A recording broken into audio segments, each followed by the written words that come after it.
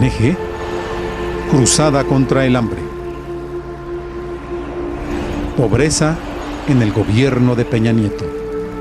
Es el programa estrella de la política social de Enrique Peña Nieto. La Cruzada Nacional contra el Hambre inició en enero del 2013 con el objetivo de acabar con la pobreza alimentaria en el país. La estrategia está basada en la entrega de tarjetas para adquirir productos básicos a bajo costo, la instalación de comedores comunitarios, la apertura de nuevas tiendas Diconsa, huertos familiares y proyectos productivos. Su meta en 2014 es atender a 5.5 millones de personas, 78% de la población que se busca alcanzar. Envuelta en una gran campaña publicitaria, la Cruzada tiene a Rosario Robles, secretaria de Desarrollo Social, como su principal impulsora. Sin embargo, el programa es criticado por su opacidad, asistencialismo y por la falta de candados para evitar su uso electoral. Ya en los pasados comicios de Nayarit, la delegada de Sedesol fue descubierta operando en favor del PRI. Otra vez, los usos políticos de la pobreza.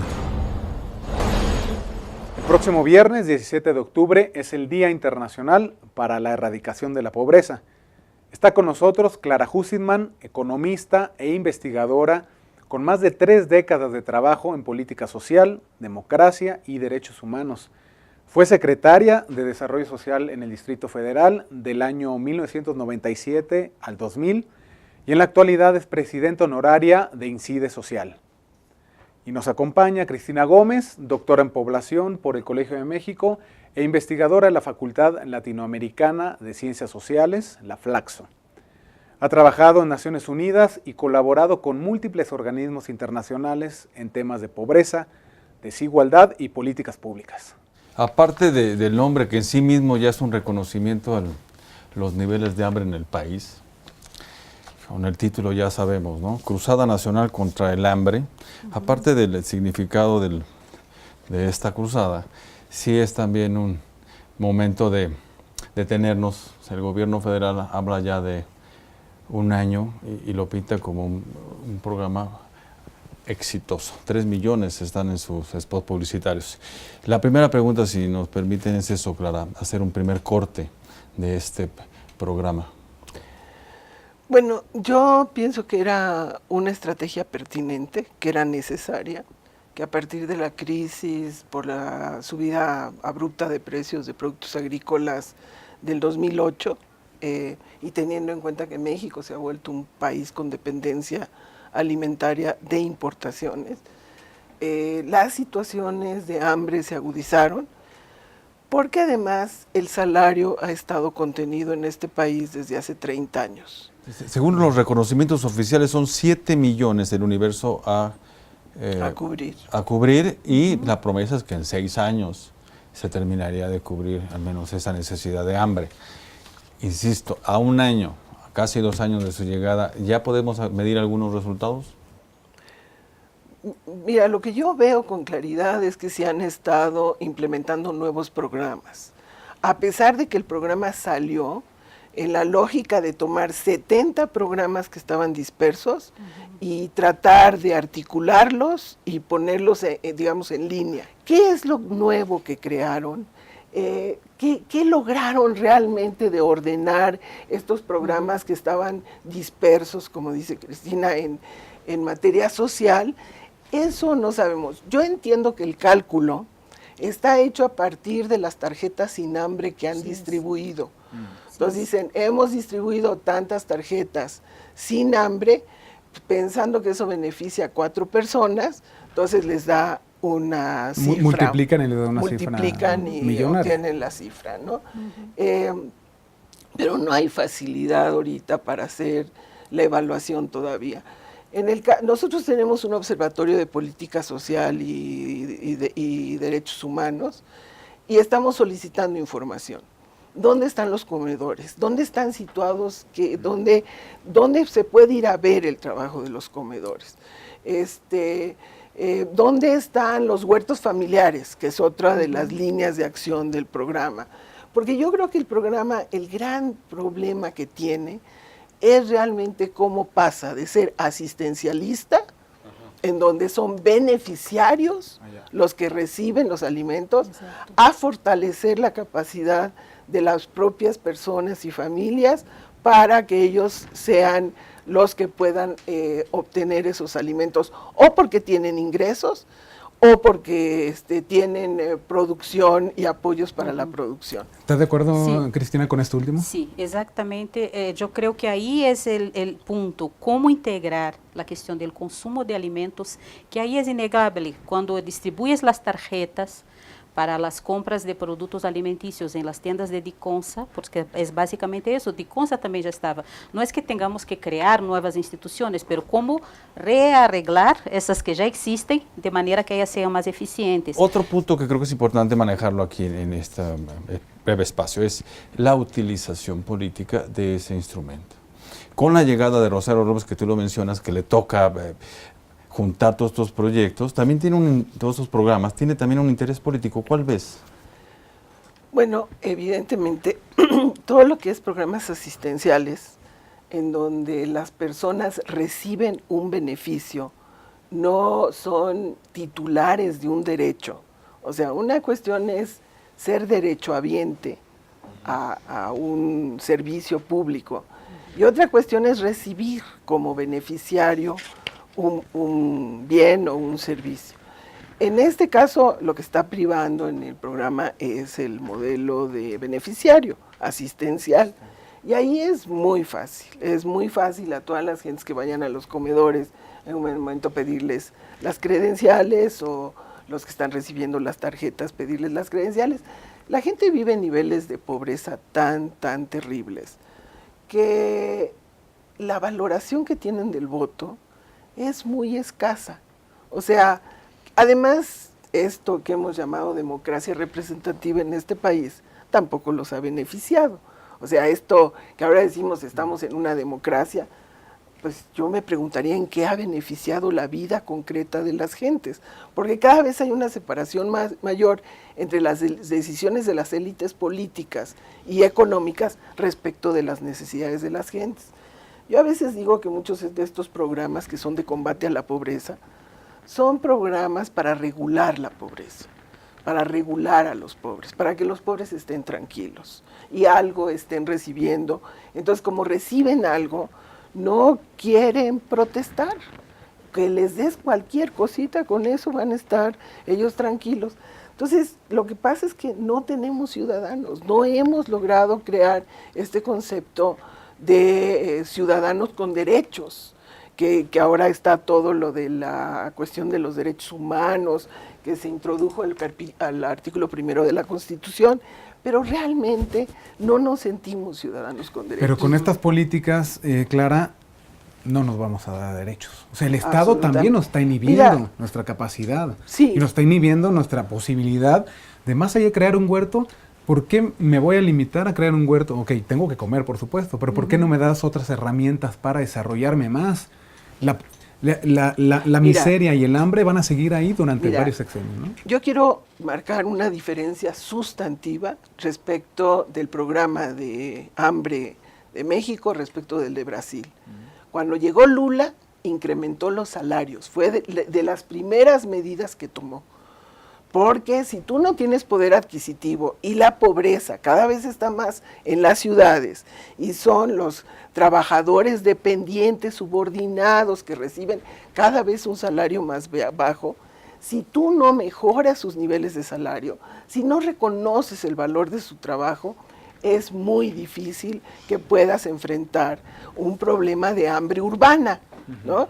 Porque bueno, los productores cuando tienen alguna tierra en el campo, a lo mejor puedes recuperar algunos de los programas que fueron vigentes por muchos años, apoyando al pequeño productor, pero esos programas se destruyeron. En las 2 décadas últimas, todo lo que fue apoyo a los productores de maíz y frijol, que se sabía que una parte importante la iban a tomar de autoconsumo. Se les daba crédito, pero se sabía que una parte era para que ellos comieran, pero estaban produciendo. Eso desapareció en este país. Se destruyeron todos los mecanismos de apoyo al pequeño agricultor y se privilegiaron a los grandes productores que producen productos de exportación, en su caso, en el campo, ¿no? Por cierto, ahora que mencionó al expresidente de Brasil, Lula, él estuvo en el arranque, si no mal recuerdo, de la cruzada en México. ¿Cuál es esa lectura que tú harías en relación clientelar, asistencial, político de estos programas? Sí, es como dice la doctora, depende del conjunto de políticas económicas y sociales. ¿No? Es decir, si tienes dentro de tu política económica la centralidad del salario, porque la población, para la población pobre e incluso clase media, la mayor parte de su salario se va con alimentación. Y la gente vive básicamente del trabajo. Entonces es ahí a donde está realmente el origen de la pobreza y la salida para la pobreza. ¿No? Entonces, si viene dentro de un proyecto más amplio en que se valora el salario y, por ejemplo, se ha subido en Brasil el salario por encima de la inflación. Los reajustes no son solo para compensar la inflación pasada. Se compensa la inflación pasada y se da un 5% más al inicio del año, ¿sí? Y entonces, con eso se ha valorizado mucho. México sí tiene empleo. El problema de México son los bajos salarios. En Brasil también hay bajos salarios, pero ya se consiguió con esa valorización del salario, del sueldo mínimo. ¿Y sí se combatió con esto el hambre en Brasil? Sí, Mejoró. allá está Esa práctica disminuyendo. mejoró. Allá está disminuyendo la pobreza, la desigualdad y el hambre. Y aquí Pero no ha es habido- principalmente por la vía de la economía y del salario. Pero aquí del no se pleno dan empleo. esos instrumentos de medición, ¿o sí? ¿Los ves iguales, parecidos? No, ¿Hay aumentos salariales? hay, sí, las encuestas del INEGI muestran, ¿no? Es decir, México sí tiene empleo, tiene bajos niveles de desempleo, pero el nivel de salarios son más bajos. Si No, tú vas a pero- comparar los salarios mínimos en dólar per cápita, el de México es de los más bajos de América Latina. Mientras no haya aumentos salariales, Sí. muy difícil que tenga éxito una cruzada de esta naturaleza. Absolutamente. Bueno, Esa pero es- de esa todos es mi modos, posición. sí, pero de todos modos hay que hacer algo con la gente que hoy está con hambre. Es lo que dice Clara, hay que hacer algo, ¿no? Es decir, si eso no es una política actual, pero por el lado de la política social hay que hacer algo, no hay que dejar a la gente pasando hambre hasta que la economía cambie. Eso no pero ahí hay es cruel. No pero, sería- pero ahí- dentro ahí hay de un esa idea, problema, porque los salarios son una política Son una manejada política, sí. por la Secretaría de Hacienda, Exacto. por el Banco de México, No por que la política subordina social. a la Comisión Nacional de Salarios Mínimos. Sí. No es resultado. es la economía. Y No, es la también, política sí, sí, económica. la O sea, política económica. yo estoy segura que vieron cómo se hizo la cruzada contra el hambre o el FAME Cero de Brasil, Sí. y que Lula, la primera decisión que tomó fue elevar los salarios. Sí. Y que aquí seguramente lo discutieron y no se tomó la decisión. No, es decir, no es un asunto de la economía y del manejo No, de no, los no, mercados, no. es un asunto No de solo. decisión De de decisión. política Ahora, económica. permíteme aquí Pero también- meter el nombre de Rosario Robles porque me parece que es muy significativo en esta que estás comentando. Rosario Robles es un personaje que viene de una formación en teoría muy cercana a la de la experiencia de Brasil, Lula, y da el giro con el PRI. ¿Cuál es, digamos, su evaluación? Hay que decirlo. Su evaluación solo entra por una decisión de principio, entra para resolver qué, Clara. Mira, yo pienso que ella sí tiene una posición progresista y que sí hubiera deseado que la cruzada se acompañara con medidas de política económica. Me parece que no tuvo la posibilidad realmente de lograrlo. Yo creo que ahí hubo posiblemente alguna negativa claramente de Hacienda. A mí me ha tocado estar en negociaciones para elevar el salario mínimo, a contrario de lo que dice Cristina.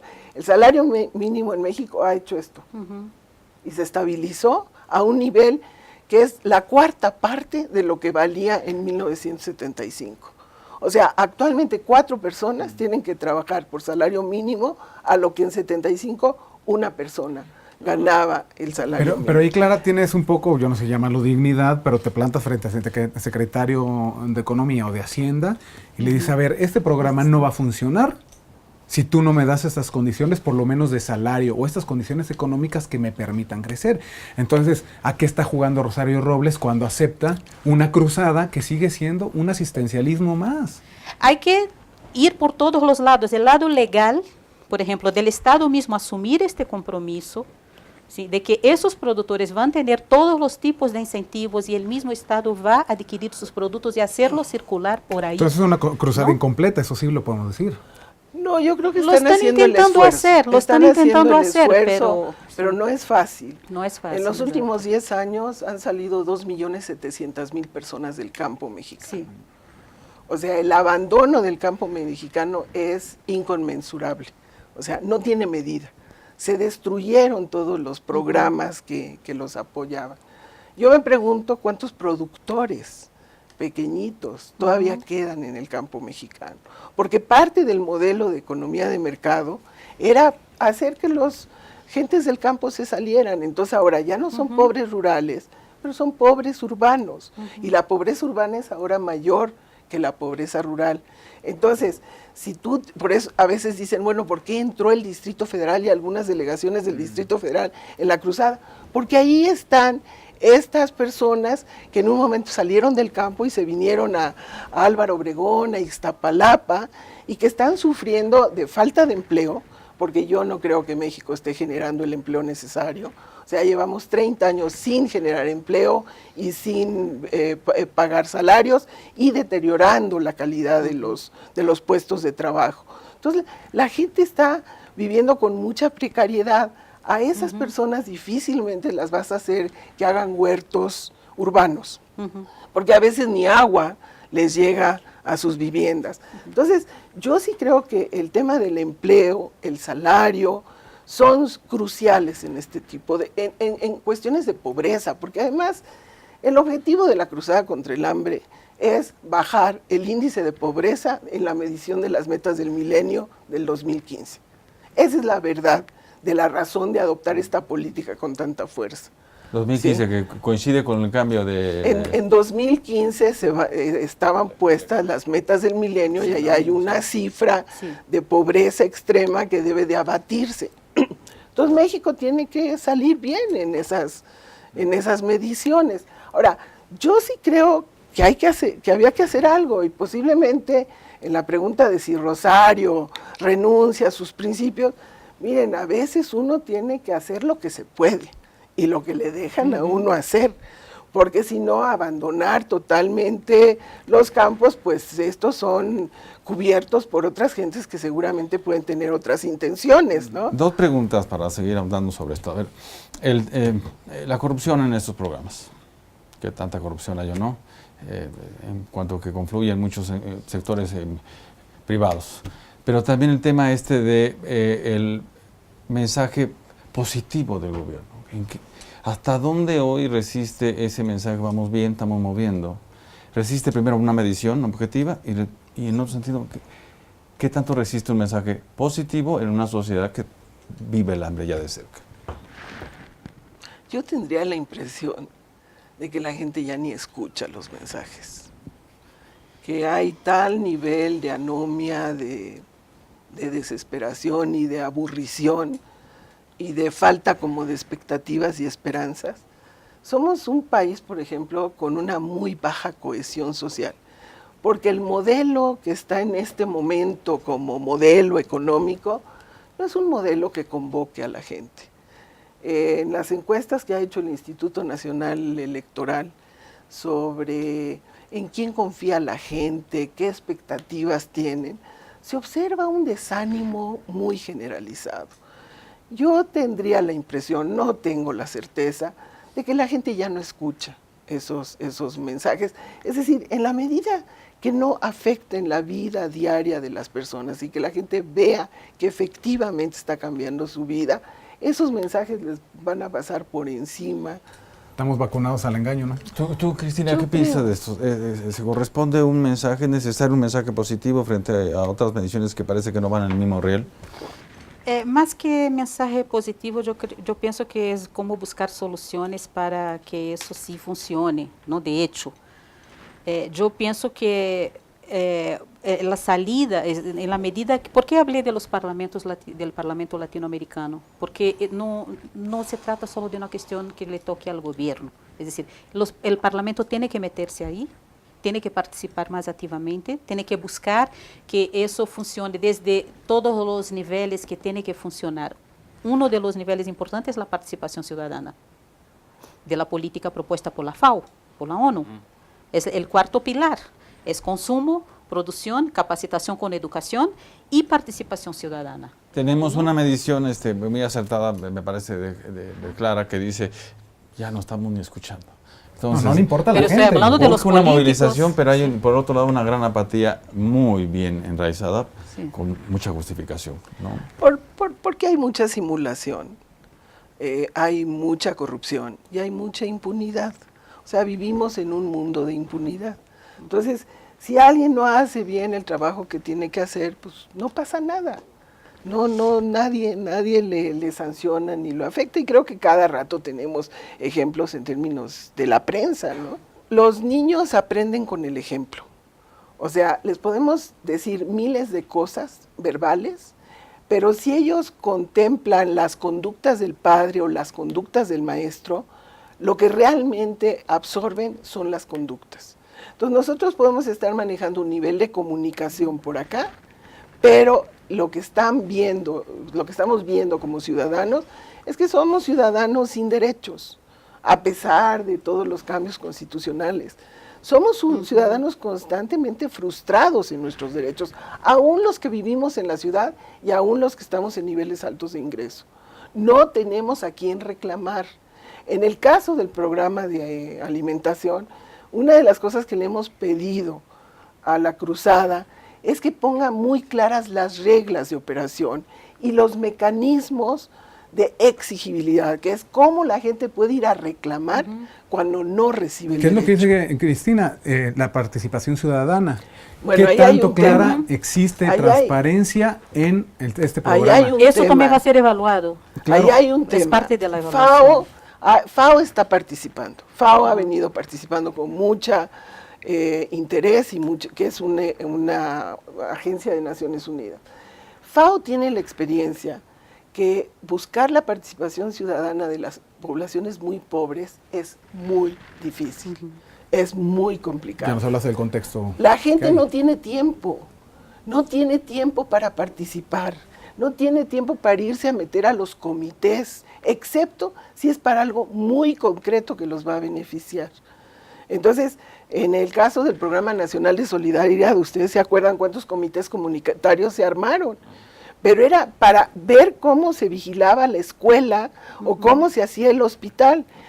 Termina el Programa Nacional de Solidaridad y esos mecanismos de participación. Qué bueno que lo citas, Clara, porque creo que también otro componente es los mexicanos, y sobre todo los de pobreza, que hoy son pobres y que fueron pobres cuando había solidaridad, y los anteriores programas del PRI están hartos de que se les diga siempre lo mismo, y los programas se replican. Digo, no me digas que no le están diciendo a la gente, te estamos dando de comer, te estamos dando de comer. Ese discurso lleva 60 años, 70 años. Sí. Entonces, Cristina, ¿cómo quieres una participación ciudadana, una creencia en algo que siempre ha sido una réplica de un mismo modelo, ¿no? No, yo estoy diciendo al revés, de cómo se puede las organizaciones civiles, los parlamentos, los políticos, ocupar esos espacios y promover la participación ciudadana. Yo creo que el movimiento tiene que ser ¿no? Porque eso es uno de los puntos de la estrategia que se está proponiendo y eso va a ser parte de la evaluación. Y entonces esos espacios ahí están, y si están, tienen que ser ocupados Que sean por uno de los los grandes representantes. cambios, ¿no? Por los Ahora, representantes no neguemos de que los hay ciudadanos, ¿no? un interés de clientelar Sí, siempre electoral existen, siempre y existen. máximo en 2015, ¿no? Clara, digo, sería bueno también decir. Pero eso yo te diría, en un país con los niveles de pobreza que tenemos en un cálculo 60 millones, en otros 53 millones de poblaciones pobres, pensar que no es clientelar lo del voto es de enorme ingenuidad.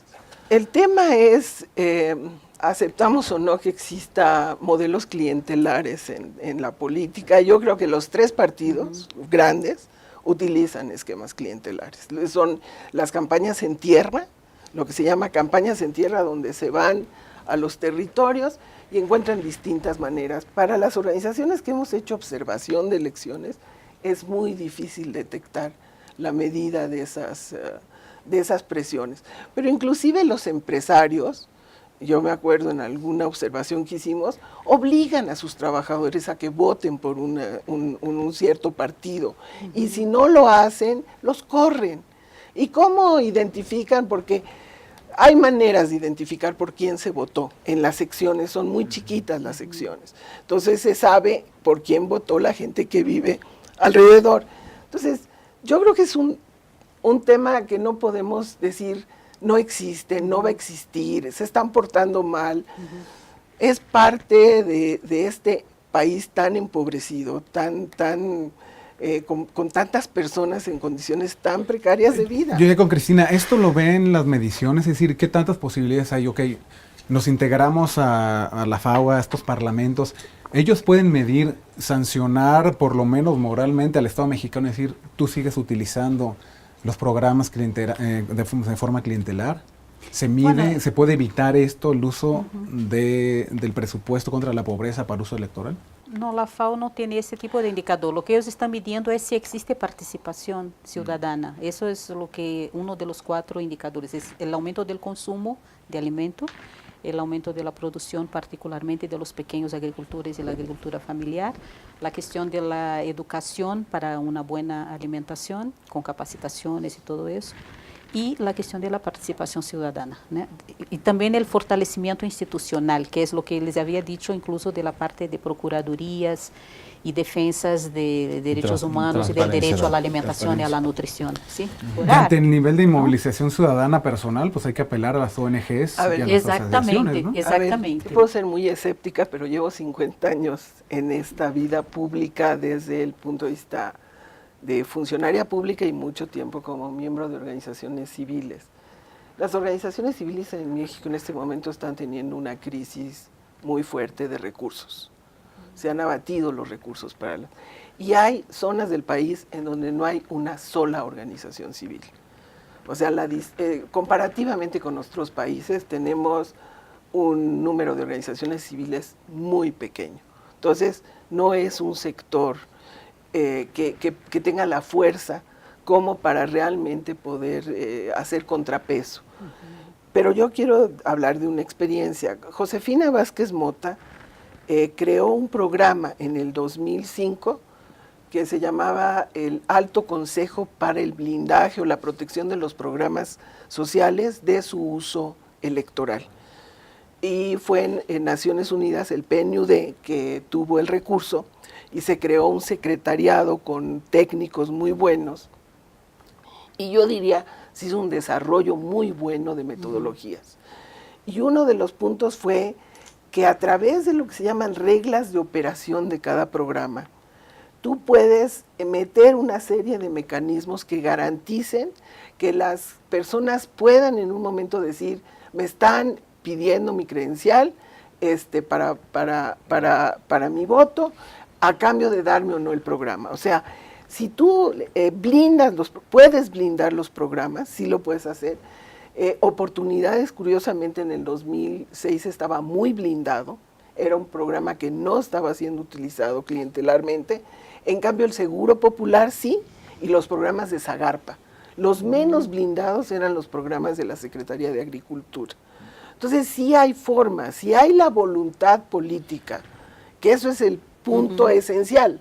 Si hay la voluntad política, sin las ONGs, pero a través de lo que se llaman reglas de operación, es posible garantizar y que tengan los padrones exhibidos y transparentes. ¿Qué les parece si concluimos con esa última pregunta sobre la valoración de esa voluntad política? Hoy existe esa voluntad política con el gobierno de Peña Nieto en materia de blindaje. ¿Vamos buen camino, va hacia atrás? ¿Cuál es tu lectura, Clara? Pues yo pienso que están en la oportunidad de hacerlo, porque la elección viene el año que entra, tienen un año. O sea, no está, tienen que instrumentarlo. Tendrían que instrumentarlo, tendría que haber, sí, la voluntad política de hacerlo.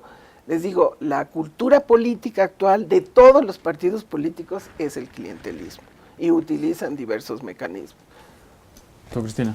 Creo que Rosario Robles tendría apertura para eso, por ejemplo, ¿no? Si es una propuesta que viene de varios sectores de la sociedad, ¿no? De la prensa, del medio académico, tal vez del Parlamento, ¿no? Si se puede. Y entonces yo creo que ahí sí, y del sector jurídico, del sector de derechos humanos, ¿no? Que está bastante activo en México, entonces yo pienso que las aperturas también las creamos nosotros, ¿no? Y si, como ella dice, año electoral, es más fácil crear aperturas. Ahora, yo sí quisiera agregar otra cosa. Los programas menos blindados son los programas de los estados. O sea, son los más opacos en términos de su uso. Y esta vez son 17 estados en donde va a haber elecciones. Y ahí están los gobernadores. O sea, no es un asunto solo de Rosario Robles y del secretario de Agricultura, ¿no? Tendrían que ser también los gobernadores que hicieran un acuerdo de blindaje de los recursos sociales que ellos tienen. Es, como bien dices, una necesidad de voluntad política a nivel Estado. Totalmente. Gobierno, ¿no? Y nosotros tenemos que tener también esa necesidad desde la sociedad civil de estar atentos, informarnos, estar alertas de estos programas que hoy aparentemente cumplen 2 años y que nos están vendiendo al menos que ya hay un éxito en 3 millones de mexicanos. Muchísimas gracias, Cristina, por estar aquí. Gracias, Clara. Un gusto. Y muchísimas gracias a ustedes.